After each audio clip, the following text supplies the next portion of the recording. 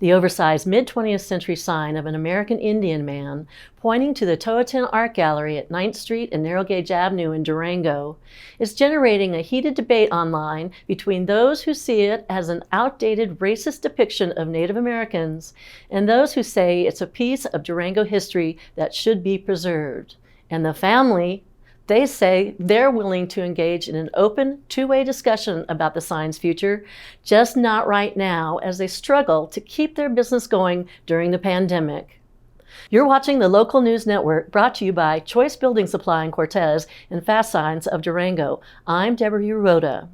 As protesters nationwide tear down monuments honoring Confederate war heroes or the Spanish conquistadors who conquered Native peoples, a local group called Durango, Peace, and Justice has launched an online petition on change.org to demand the immediate removal of the Chief's sign on 9th Street because it depicts a racist and demeaning caricature of Native Americans. The petition had garnered nearly 4,700 signatures as of June 30th. At the same time, a competing petition launched by Durango native Kirsty Wager has gathered nearly 3,500 signatures from those who see the sign as a valued piece of Durango history that should be preserved.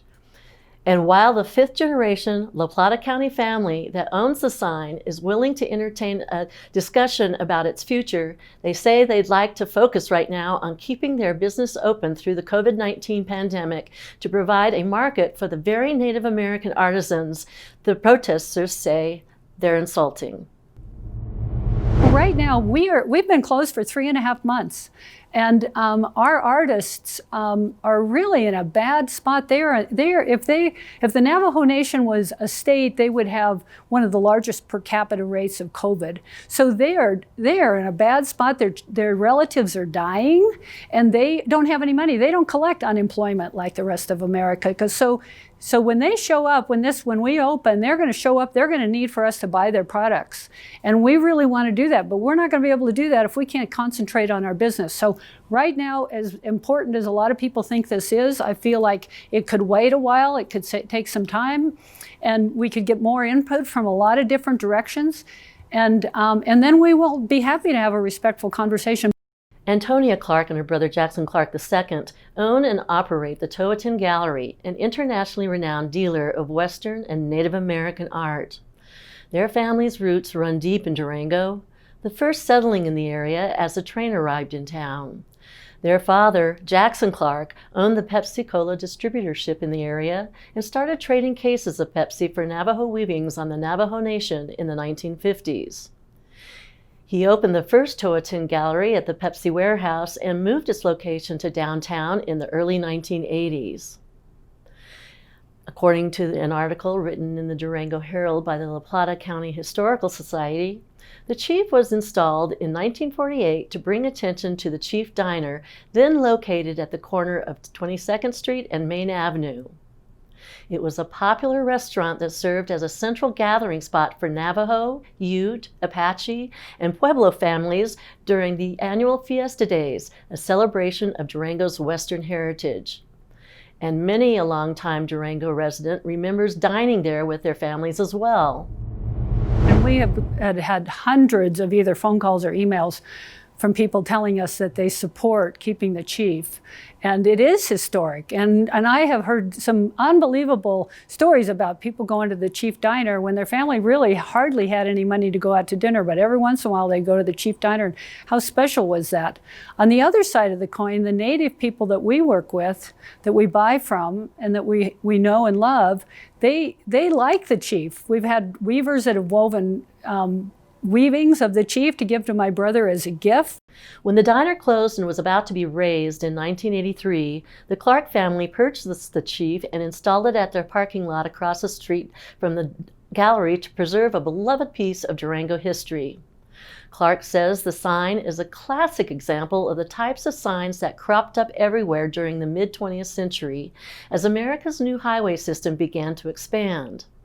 The oversized, colorful signs were designed to attract a traveling public to stop for the night, take a lunch break at a local diner, or see the world's biggest rattlesnake at a roadside attraction.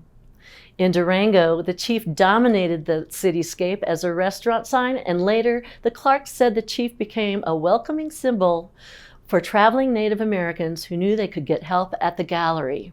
I keep saying it's kind of like folk art. I mean, it is like somebody said, it is the art of that era. Would you take all the art of the 1950s and chop it up or burn it up because it was from a different era? No, that's the art of that era.